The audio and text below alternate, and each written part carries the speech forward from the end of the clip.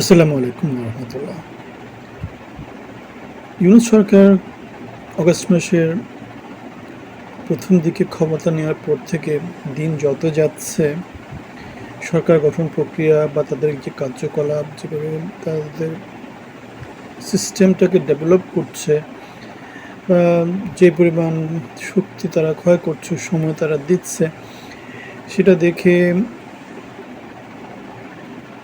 আস্তে আস্তে আসলে যে কনফিডেন্সটা ছিল যে তারা কিছু একটা করবে বা দেশের গঠনমূলক কোনো একটা পরিবর্তন আসবে, সেই চিন্তাতে আস্তে আস্তে কেন জানি একটা চ্যাদ পড়তেছে।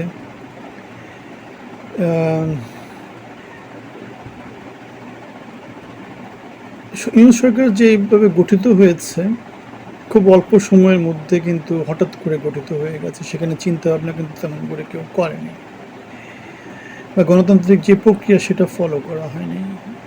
ঠিক আছে, বা ইউনূস সরকার যেভাবে এসে বলেছেন আমার কথা শুনতে হবে, যে তিনি তার ইচ্ছাগুলো অনেকের উপর চাপিয়ে দিয়েছেন। আবার একই রকম করে ইউনূস সরকারের নামটা দিয়ে আসছে, বা তার উপদেষ্টা পরিষদ যারা আসছে, সেখানেও নিশ্চয়ই কেউ না কেউ বলে দিয়েছে, কারণ গণতান্ত্রিক প্রক্রিয়া তো সেখানে ফলো করা হয়নি। সো যে জিনিসের সূচনাতেই একটা গলদ দেখা যাচ্ছে, তাদের যে গত 2 মাসে যে কার্যকলাপ যেগুলো দেখা যাচ্ছে, তাতে দেখে খুব একটা ভরসা পাওয়া যায় না। ওয়াশিংটন পোস্ট বা নিউ ইয়র্ক টাইমসের সাথে ডক্টর ইউনূস একটা সাক্ষাৎকার দিয়েছেন, সেখানে তিনি বলেছেন আমরা 6টা কমিশনের মাধ্যমে কিছু সংস্কার প্রস্তাব রাজনৈতিক দলগুলোকে দিব, তারা অ্যাগ্রি করলে আমরা সেভাবে আগাবো, তারপর ইলেকশনের ব্যবস্থা করব।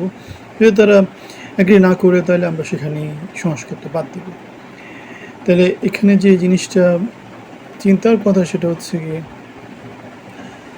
আর ইউনূস সরকার নিজে বলেছেন তিনি কোনো কিছুতে খুব বেশি জোর করেন না, মোটামুটি একটু ইজি গোয়িং পারসন।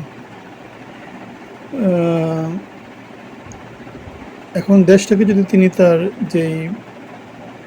তিনি সর্বজন গ্রহণযোগ্য, কিন্তু তার যে পার্সোনালিটি যেটা আছে, কারণ বাংলাদেশে তো 17 বছর ধরে ফ্যাসিস্ট সরকার কিন্তু ক্ষমতায় ছিল।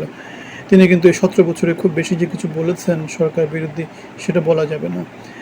কোনো কারণে নোবেল পাওয়ার পরে থেকে ডক্টর ইউনূসের সাথে হাসিনা সরকারের দূরত্ব বাড়তে থাকে। দূরত্বটা বেসিক্যালি হাসিনা সরকার থেকে তৈরি, ডক্টর ইউনূস থেকে না। ডক্টর ইউনূস অলওয়েজ চেষ্টা করেছেন হাসিনা সরকারের সাথে মন জুগিয়ে চলার জন্য।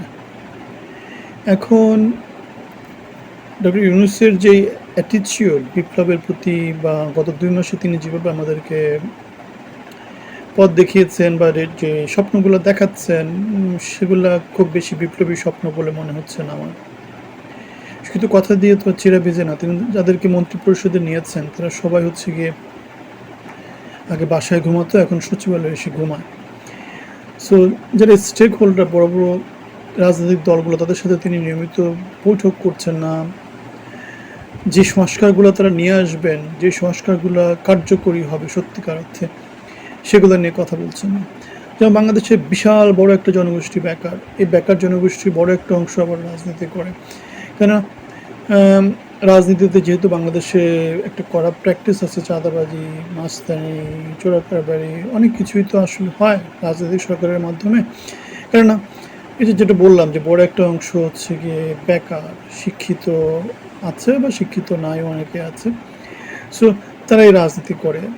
যারা ভালো জব করে, যারা ভালোভাবে শিক্ষিত, যারা সোশ্যালি ভালোভাবে এস্টাবলিশ, তাদের খুব কম পার্সেন্টই আসলে রাজনীতিতে ইন্টারেস্ট শো করে। কেননা জীবিকা তারা সেখানেই সন্তুষ্ট। যেমন ইউনূস সরকার যেটা বলেছে, আমরা যে প্রফেশনে ছিলাম সেখানে আমরা সন্তুষ্ট, রাজনীতি আমাদের জন্য না। সো ঠিক আছে, ইউনূস সরকার রাজনীতি করবে না, চলে যাবেন, কিন্তু তিনি রাজনীতিতে যেহেতু আসছেন, এখন গঠনমূলক কিছু করে দিয়েছেন। তার মামলা প্রত্যাহার হয়েছে, তার জরিমানাগুলো প্রত্যাহার হয়েছে, তিনি বাংলাদেশের প্রধান উপদেষ্টা হয়ে গেলেন অন্তর্বর্তী সরকারের সময়। এগুলো সবই তার ব্যক্তিগত অর্জন। এখন বাংলাদেশের জন্য যদি তিনি কিছু করে দিয়ে না যেতে পারেন এই সময়টাতে, তাহলে এটা বাঙালির জন্য বিশাল বড় একটা দুর্ভাগ্য হয়ে থাকবে।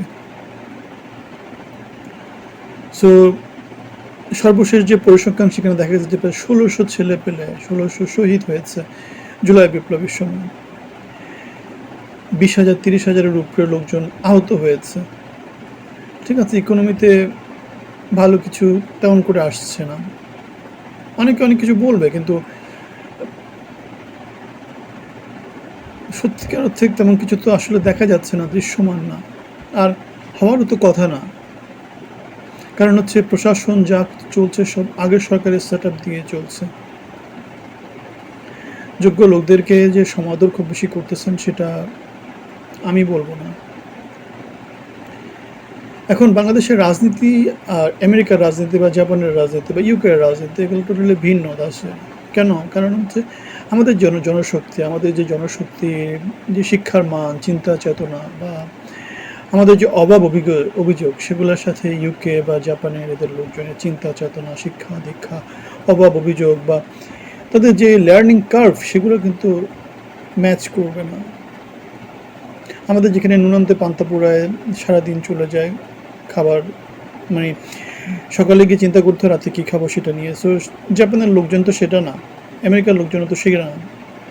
সো তারা রাজনীতিতে সেজন্য যায়ও না। রাজনীতিতে যারা যায় তারা সত্যিকার অর্থে দেশের জন্য কিছু করতে যায়। আর আমাদের এখানে তো জিনিসটা ডিফারেন্ট। একটা সিগারেটের জন্য লোকজন ভোট দিয়ে দেয়, ১,০০০ টাকার জন্য হয়তো ভোটটা দিয়ে দেয়। ঠিক আছে, রাজনীতিতে তাদের নাম লেখায়, কারণ হচ্ছে নেতা চামচাগিরি করতে পারবে, মিছিল মিটিংয়ে গেলে কিছু টাকা পাবে, বিরিয়ানি পাবে। ঠিক আছে, এগুলো হচ্ছে কঠিন বাস্তবতা। এখানে এই বাস্তবতাগুলো মেনে নিয়ে ইউনূস সরকারের উচিত রাজনৈতিক দলগুলা যারা বাংলাদেশকে সত্যিকারভাবে চালাতে পারে, কেন বাংলাদেশ জনসমর্থন আছে কাদের? দুটো দলই আছে, একটা হচ্ছে আওয়ামী লীগ আর একটা হচ্ছে বিএনপি। অন্য দলগুলো তো সরকার গঠন করতে মতো শক্তি রাখে না।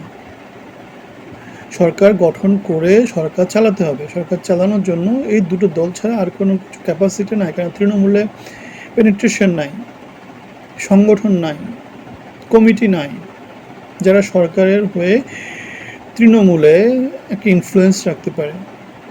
আপনি একটা কথা বললেন, সেই কথাটা যদি লোকজন না শুনে তাহলে সেটা তো সরকার চলবে না।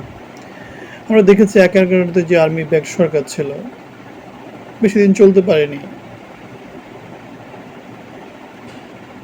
দেশে যারাই শাসন ক্ষমতা, যেমন এরশাদ সরকার, আওয়ামী লীগ মানে আর্মি ব্যাক ছিল অনেক বছর। তিনি বুঝতে পেরেছিলেন যে রাজনীতিতে না থাকলে তার পক্ষে বেশি দিন টিকে থাকা সম্ভব নয়। তিনি জন্য জোটের পরে তৈরি করেছিলেন এবং চেষ্টা করেছিলেন।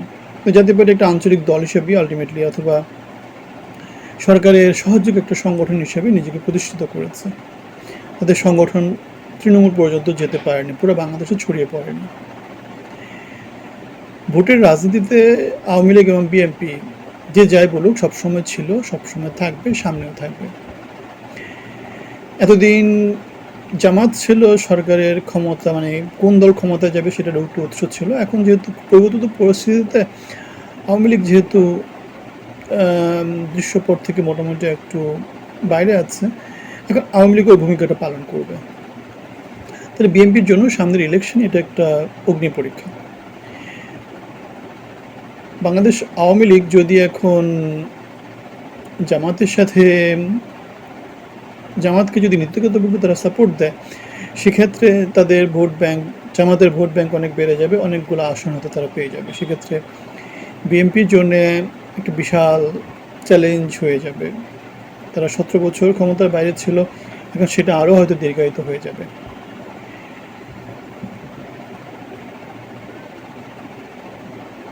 এখন সংস্কার যদি কেউ করতে চায়, সংস্কার করতে হলে যেহেতু অন্তর্বর্তী সরকারের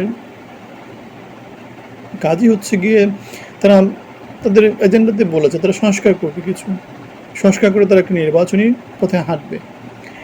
এখন সংস্কারটা তারা এখনো শুরু করতে পারেনি, তারা রাজনৈতিক দলগুলোর সাথে এঙ্গেজ হচ্ছে না। এঙ্গেজ হয়ে তাদের উচিত সাংবিধানিক সংস্কার, নির্বাচনী কাঠামোর সংস্কার, নির্বাচনগত ব্যবস্থা যে সংস্কার, মনোনয়ন, দলীয় মনোনয়ন বা দলীয় যেই কাঠামোতে সংস্কার, সেগুলো আনার জন্য তারা রাজনৈতিক দলগুলোর সাথে আলোচনায় বসতে পারে। কেন যেখানে যাই হয়েছে পৃথিবীতে সবই হচ্ছে আলোচনার মাধ্যমে হয়েছে। এটা তো গ্রামীণ ফোন বা গ্রামীণ ব্যাংকের মতো ছোট একটা প্রতিষ্ঠান নয়, এটা পুরো বাংলাদেশ নিয়ে কথাবার্তা হচ্ছে। সো এখানে নানা স্টেক হোল্ডার আছে, নিজস্ব মতামত কারোর উপর জোর করে চাপিয়ে দেওয়া যাবে না ঐক্যমত ছাড়া। কেউ সংস্কার করে দিয়ে গেল, পরবর্তী সরকার সেটা মানবে সেটা তো বলা যাবে না, গ্রহণযোগ্য হতে হবে। 2 মাস চলে গেল, এখনো সংস্কার নিয়ে কথাবার্তা হচ্ছে না। সো সামনে তো এইগুলা নিয়ে এই দল এক কথা বলবে, ও দল আরেক কথা বলবে, আলটিমেটলি ঐক্যমত্য হয়তো আসবে না। তো এখন থেকে যদি এঙ্গেজমেন্টে চলে আসা যায়, কথাবার্তা বলা যায়, মতামত নেওয়া যায়, সেক্ষেত্রে ঐক্যমতে পৌঁছাটা মোটামুটি সহজ হবে। এবং এই যে জুলাই বিপ্লবে যেটা হলো, প্রায় 2000 লোকজন শহীদ হয়েছে, 30,000 20,000-এর মতো লোকজন আহত হয়েছে, অনেকে দৃষ্টিশক্তি হারিয়েছে। এই বিপ্লব থেকে আমাদের কিছুটা হলেও অর্জন থাকবে।